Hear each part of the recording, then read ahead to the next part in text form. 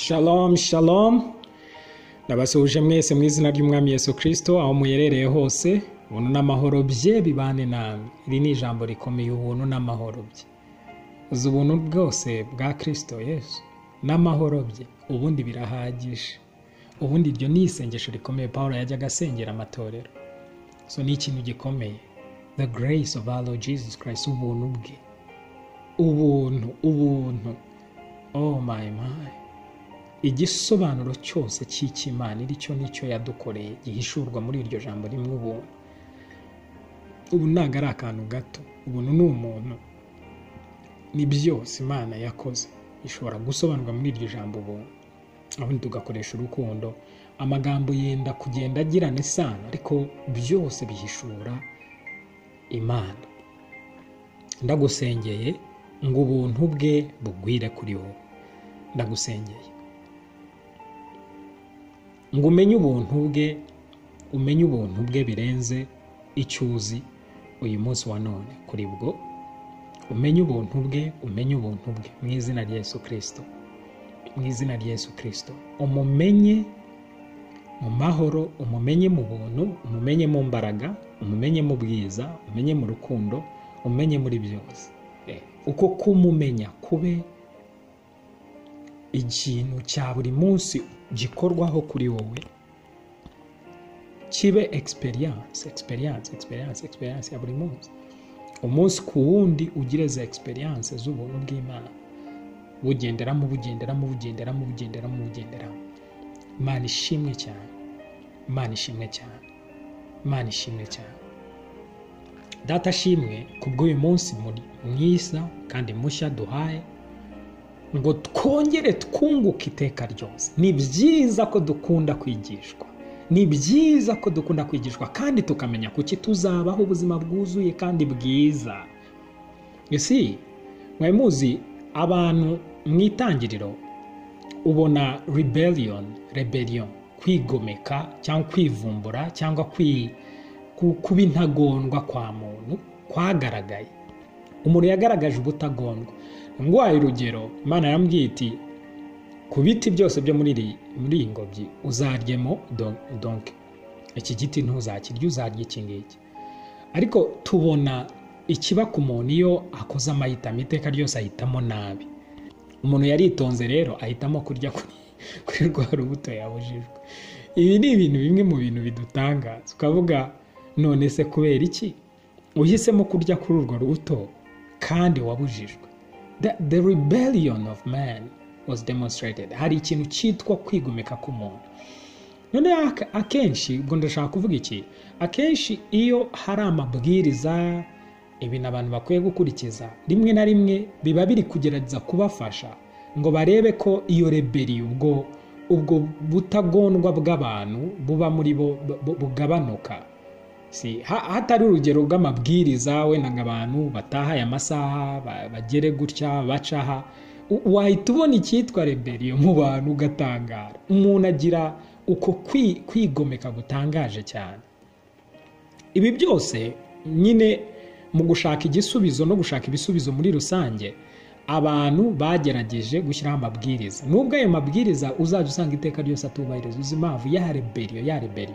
Si ibyanditswe byera biratwigisha rero, bikatwereka ko ubutumwa bwiza ari imbaraga y'Imana. Si Imana ikoresha imbaraga zidasanzwe kuko isobanukiwe neza ikibazo cya muntu kugira ngo umuntu imukize. Idukiza ntabwo idukirisha impuhwe gutyo gusa. Nivuga impuhwe ntabwo bivuze ndi kubivuga mu rwego rwa muntu, kuvuga Imana idukirisha imbaraga zayo kubera ko igaragaza imbaraga zayo ku musaraba. So though umusaraba ugaragaza ineza yayo n'ubwiza bwayo, ariko ineza zayo n'ubwiza bwayo ni imbaraga ubwazo. Niyo urukundo rw'Imana ni imbaraga z'Imana, ineza y'Imana ni imbaraga y'Imana, kuko tuyibonera mu murimo w'umusaraba ihitana umuntu wacu wa kera kugira ngo itugire bazima. Uri kubibona? So ntabwo ari ibintu byo kuvuga utuntu nk'utwo twimuwe. Ntabwo ibyo ari byo byahinduye umuntu yahinduwe n'imbaraga z'Imana. Imana ishimwe cyane biciye mu rukundo rwitwaga suffering love. Byamusabye ko asufra, ko ababazwa kugira ngo atange agakiza. Ariko ndi gushaka kubereka ngo yadukirishije imbaraga zayo. reba mu rupfu no mu zuko bya Kristo Yesu uko byagenze, reba ibimenyetso n'ibitangaza byabaye Yesu apfuye, reba Yesu azuka.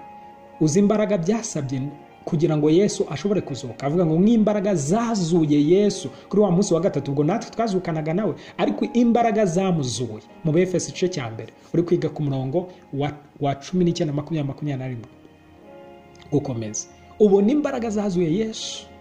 Imbaraga zamuzuye kubera iki? Byasabaga imbaraga kugira ngo azuke. Ubwo byasabaga imbaraga kugira ngo tuzukane nawe. Ndi gushaka kwereka ngo si ibintu byoroheje, ni ibintu bikomeye cyane Imana yakoze ku musaraba. So niba umuntu yarakijwe n'imbaraga z'Imana n'ububasha bw'Imana, birakwereka ngo umuntu yari ahantu ku buryo kumubwira utuntu duto duke umworoye muri ubwo buryo ntabwo byari kumuhindura, ahubwo yahinduwe n'imbaraga z'Imana, nubwo zigaragariza nanone mu rukundo, kugira ngo umuntu nabone uburyo yakunzwe, ibyo bintu by'ibishashi by'urukundo bimukubite, kuko urukundo rwa Kristo ruraduhata, niko twabonye. Ntabwo ari ikintu cyoroshye, ni imbaraga. Urukundo ntabwo ari ikintu gisanzwe, urukundo rutugiraho ububasha. Ikigwereka ko ari ikinyabubasha, ikigwereka ko ari ikinyabubasha, buri muntu wese ari vulnerable imbere y'urukundo. Urukundo rukubita abantu ubundi rukabahindura. So ni ikintu rero gikomeye cyane, rikwerekana ko ari imbaraga Imana yakoresheje. So rebellion iba mu bantu yagombaga gukira ikijijwe n'imbaraga z'urukundo, n'imbaraga z'ineza, nyamara n'imbaraga z'umusaraba.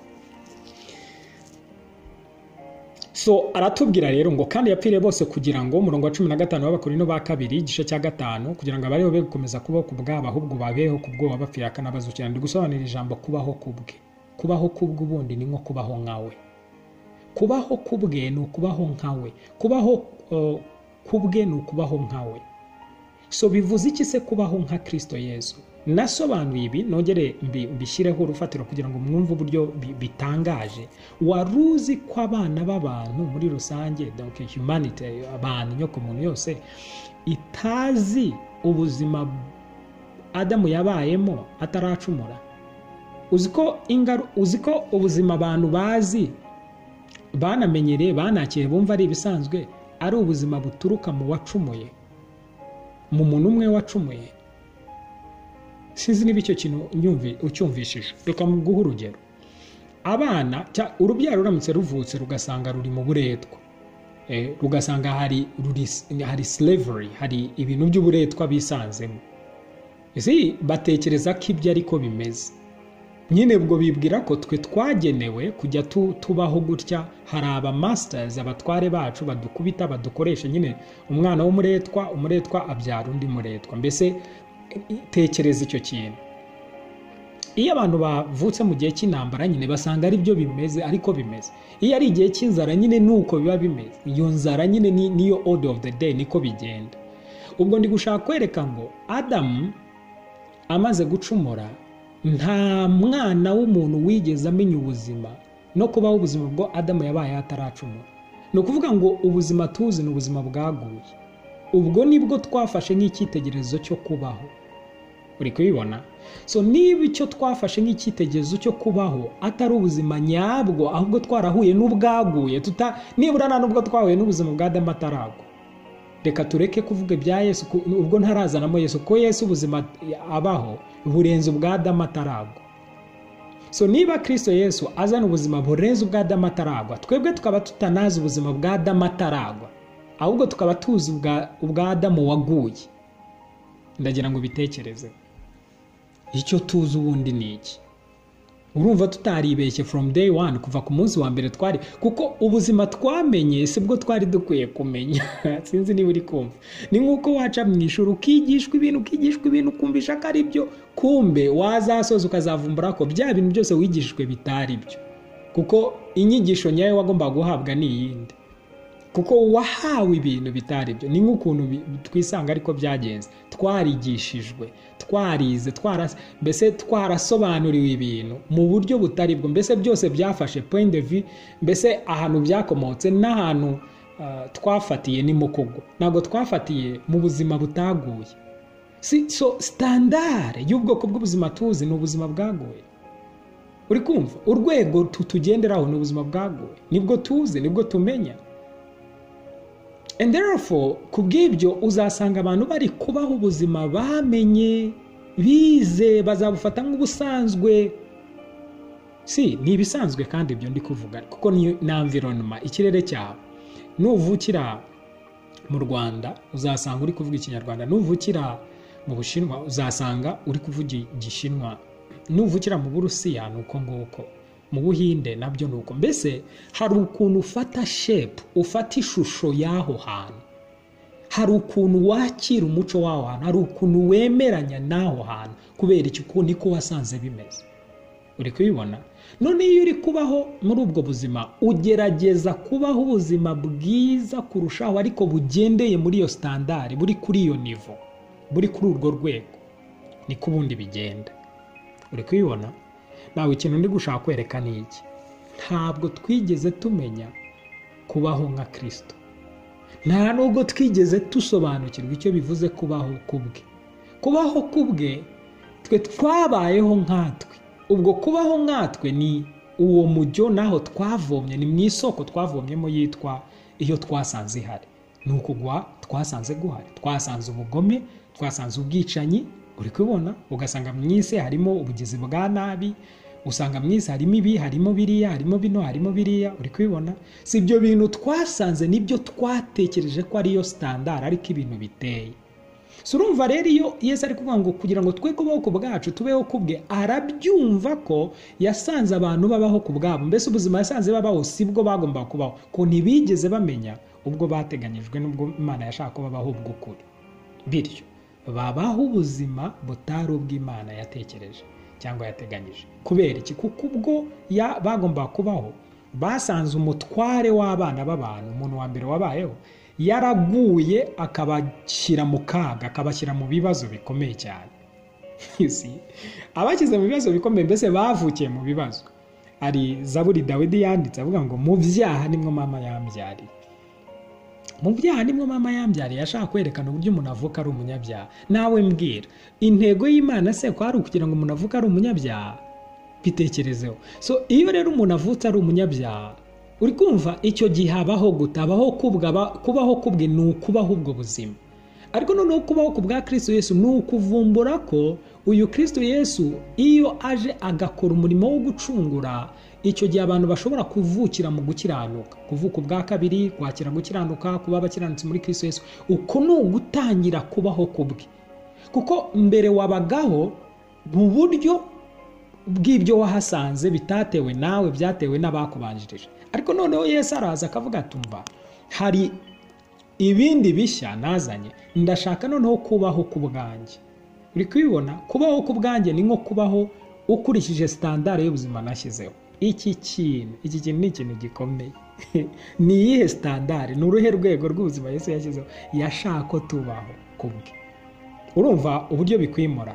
Nicyo gituma ni gusobanurira ngo benshi ntibamenye neza ko ubuzima bamenye atari bwo bari bakwiye kubaho no kumenya, ahubwo hari ubundi bagombaga kumenya no kubaho. Nyamara Yesu yarabugaragaje. Ushize navuze uburyo Yesu yavugaga byari bitangaje. Isi yaramwumvaga, buri wese yaramwumvaga akaryoherwa. Ndi kuvuga ngo amagambo asharira ntabwo ari bwo buzima bwawe, amagambo atanga ubuzima nibwo buzima bwawe, niko kubaho nkawe. Ubwo mpereye ku magambo. Isi yawe ikwiye guhabwa umugisha n'ibikuvamo. Reka wowe ubagakiza k'abantu benshi. Ntabwo kuko hari standard ubuzima twasanze buriho, kumbe n'ubwo uburetwa. Yesu ari kuvuga ngo hari ubundi buzima butari ubw'uburetwa, ari bwo buboneka muri njyewe. Tubeho kubwe ni umuhamagaro. Shalom shalom.